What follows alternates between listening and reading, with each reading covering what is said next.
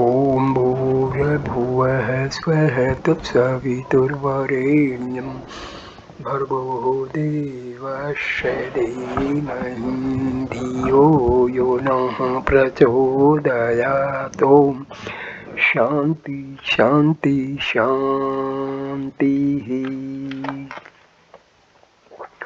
नमस्कार my dear friends.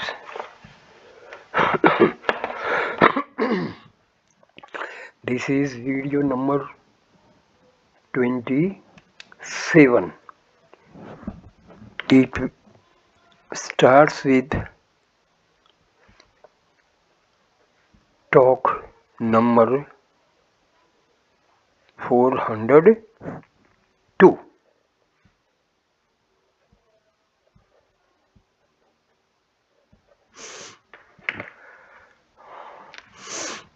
So, talk number 402. While speaking of the brain and the heart, Sri Bhagwan recalled an incident of old days as follows.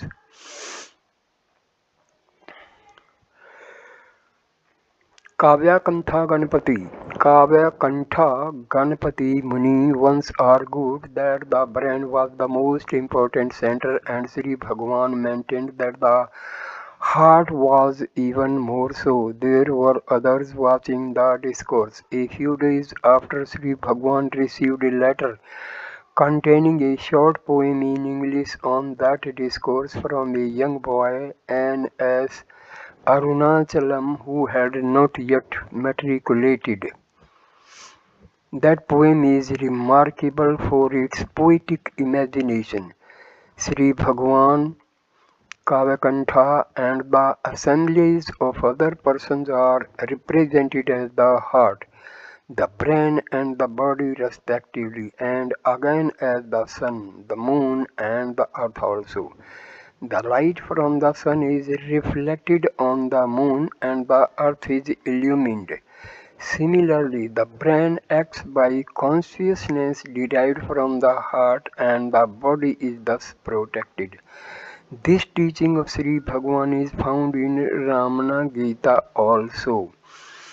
The heart is the most important center from which vitality and light radiates to the brain, thus enabling it to function. The vasanas are enclosed in the heart in their subtlest form, later flowing to the brain, which reflects them highly magnified, corresponding to a cinema show at every stage. That is how the world is said to be nothing more than a cinema show. Sri Bhagwan also added, were the vasanas in the brain instead of in the heart, they must be extinguished if the head is cut off, so that reincarnations will be at an end. But it is not so. The self obviously safeguards the vasanas in its closest proximity, that is, within itself in the heart, just as a miser keeps his most valued possessions, treasure, with himself and never out of contact. Hence, the place where the vasanas are is the self, that is the heart, and not the brain, which is only the theatre for the play of the vasanas from the greenhouse of the heart. 17th April 1937, talk number 403. There was some reference to the extract from the Modern Psychological Review, wondering if any instruments could be of use in detecting the heart center and if proper subjects were available for recording the experience of the adepts in the spiritual path and so on. Others were speaking. Sri Bhagwan said, in the incident mentioned in the book Self-Realization, that I became unconscious and symptoms of death supervened. I was all along aware. I could feel the action of the physical heart stopped and equally the action of the heart center unimpaired. This state lasted about a quarter of an hour.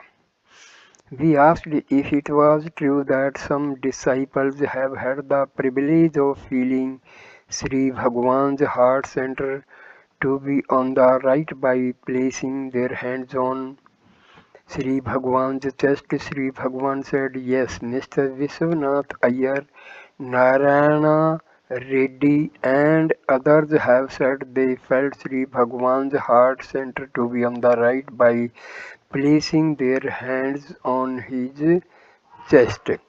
A devotee rightly observed that if hands could feel and locate the heart center, delicate scientific instruments should certainly do it. Devotee, the heart is said to be on the right, on the left, or in the center. With such differences of opinion, how are we to meditate on Hridaya? Mercy, you are, and it is a fact. Dhyana is by you, of you, and in you. It must go on where you are. It cannot be outside you. So you are the center of dhyana, and that is the heart. A location is, however, given to it with reference to the body. You know that you are. Where are you? You are in the body and not out of it, yet not the whole body. Though you pervade the whole body, still you admit of a center where from all your thoughts start and wherein they subside.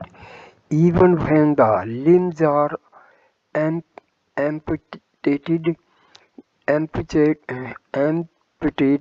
you are there but with the defective senses. So a center must be admitted. That is called the heart. The heart is not merely the center but the self. Heart is only another name for the self.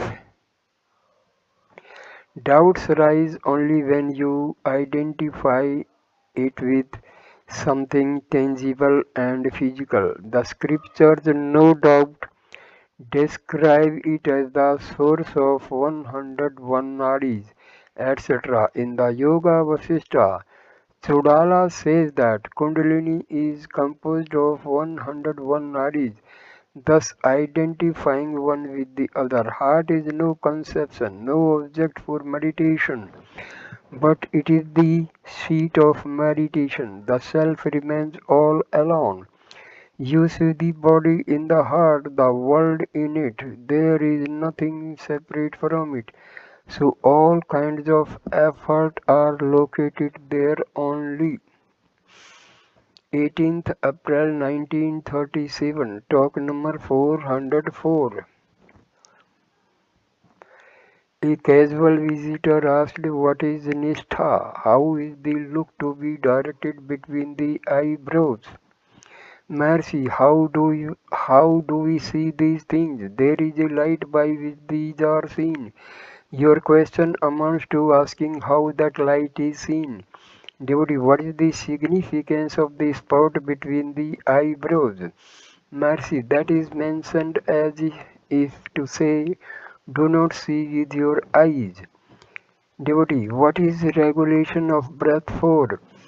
Maharshi, only to control the mind. Again, after a few minutes, Sri Bhagwan continued, the mind functions both as light and as objects. If divested of things, the light alone will remain over.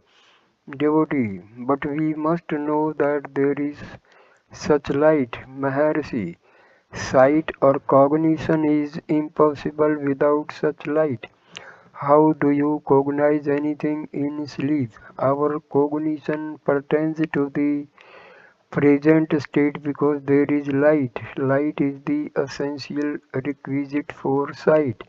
It is plain in our daily life. Among the lights, sunlight is the most important. Hence they speak of the glory of millions of suns. Devotee, there is light if we press the eyelids with our fingers. Another questioner, what is the use of seeing such a light? Maharshi, it is done lest we forget the goal. The practice helps one not to divert the attention to other pursuits. The object is seen or the light is recognized because there is the subject to do so. How does it affect the subject whether the objects are seen or not? If the light, that is the cognizer or the consciousness, is seen, there will be no object to be seen. Pure light, that is consciousness, will alone remain over. Devotee, why then is the regulation of breath necessary? Maharshi, control of breath or its regulation is only for controlling the mind, so that the mind may not wander away. Devotee, is it for control of mind only? Mercy, it is not enough that light is seen, it is also necessary to have the mind engaged in a single activity, that is, for example, the elephant trunk and the chain. Devotee, how long will it take for one to gain Chintamani, the celestial gem granting all the wishes of its owner, Maharshi?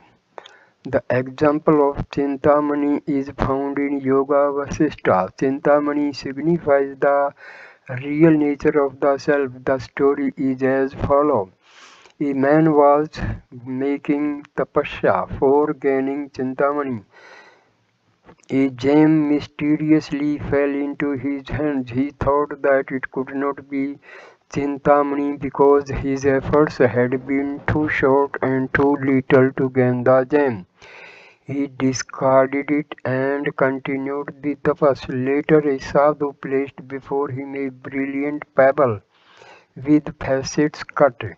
The man was taken in by its appearance but found that it could not fulfill his desire as he originally supposed. Similarly, the self, being inherent, should not be sought for elsewhere.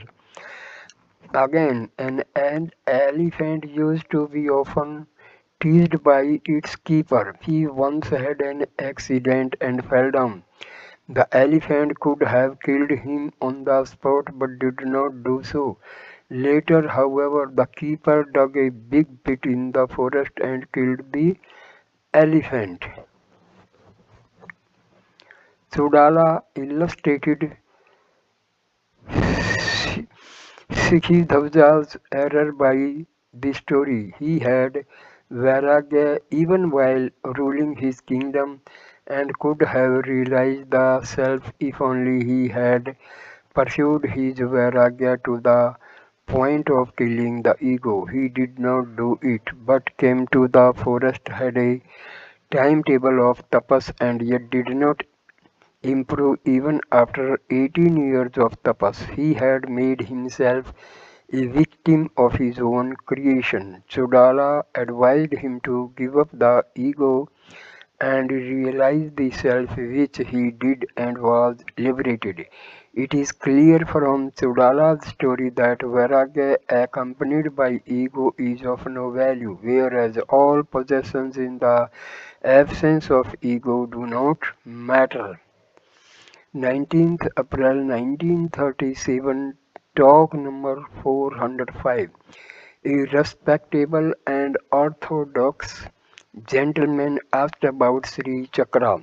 Mercy, it has a deep significance. There are 43 corners with sacred syllables in them. Its worship is a method for concentration of mind. The mind is wont to move externally. It must be checked and turned within. Its habit is to dwell on names and forms, for all external objects possess names and forms. Such names and forms are made symbolic mental conceptions in order to divert the mind from external objects and make it dwell within itself. The idols, mantras, yantras are all meant to give food to the mind in its introvert state so that it may later become capable of being concentrated, after which the superb state is reached automatically. 20th April 1937, talk number 406. Mr. Cohen, a resident disciple, has been for some days past thinking about a book called Nirvana, written by a prominent theosophist, wherein the author claims to reach nirvana every night after going to sleep. He claims to see his own master and other masters of the Theosophical Society as bright lights within the ocean of light, which is nirvana. He asked Sri Bhagwan how it could be possible, considering the Advaitic teaching that the nirvanic experience is the same as that of the pure consciousness of being. Maharshi, nirvana is perfection. In the perfect state, there is neither subject nor object. There is nothing to see, nothing to feel, nothing to know. Seeing and knowing are the functions of the mind. In nirvana, there is nothing but the blissful pure consciousness I am.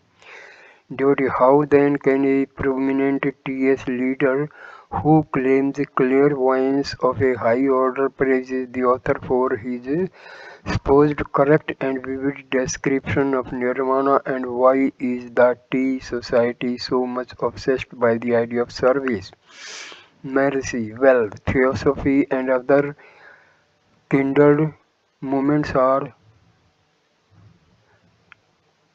good inasmuch as they make a man unselfish and prepare him for the highest truth. Service like prayers, tapas, and even business done in God's name led the highest goal, self-realization, duty. But after how long, and why should a man who is ready for the absolute knowledge stick to the knowledge of the relative? Maharshi, everything happens in its own time. The one who is ready for the absolute knowledge will be made somehow to hear of it and follow it up. He will realize that Atam Vidya is the highest of all virtues and also the end of the journey. Then asked about the difference between external and internal Nirvikalpa Samadhi, is referring to article 391 above. The master said, external samadhi is holding on to the reality while witnessing the world without reacting to it from within. There is the stillness of a waveless ocean. The internal samadhi involves loss of body consciousness. Devotee, is loss of body consciousness a prerequisite to the attainment of Sahaja Samadhi, Maharshi? What is body consciousness? Analyze it. There must be a body and consciousness limited to it, which together make up body consciousness. These must lie in another consciousness which is absolute and unaffected. Hold it, that is samadhi. It exists when there is no body consciousness because it transcends the latter. It also exists when there is the body consciousness, so it is always there. What does it matter whether body consciousness is lost or retained? When lost, it is internal samadhi. When retained, it is external samadhi. That's all. A person must remain in any of the six samadhi so that sahaja samadhi may be easy for him. Devotee, the mind does not sink into that state even for a second. Mercy, a strong conviction is necessary that I am the self transcending the mind and the phenomena. Devotee, nevertheless, the mind proves to be a coward against attempts to sink it. Mercy, what does it matter if the mind is active, if it is so only on the substratum of the self? Hold the self even during mental activities. Devotee, I cannot go within sufficiently deep. Maharshi, It is wrong to say so. Where are you now? If not in the self, where should you go? All that is necessary is the stern belief that you are the self. Say rather that the other activities throw a veil on you. Devotee, yes, it is so. Maharshi, that means that the conviction is weak. Devotee, I understand that the I is only artificial. Kritrima, my attempts at realizing the real I are unavailing because the artificial I is brought into action for realizing the other. Maharshi, Viveka Chudamani makes it clear that the artificial I of the Vijnana Kosa is a projection, and though it must look to the significance vacha of I, the true principle. So I end this video here. Next video number 28 will start with talk number 407. Thanks a lot for watching this video. Please like, comment and share the video and subscribe the channel. Namaskar my dear friends. Namaskar.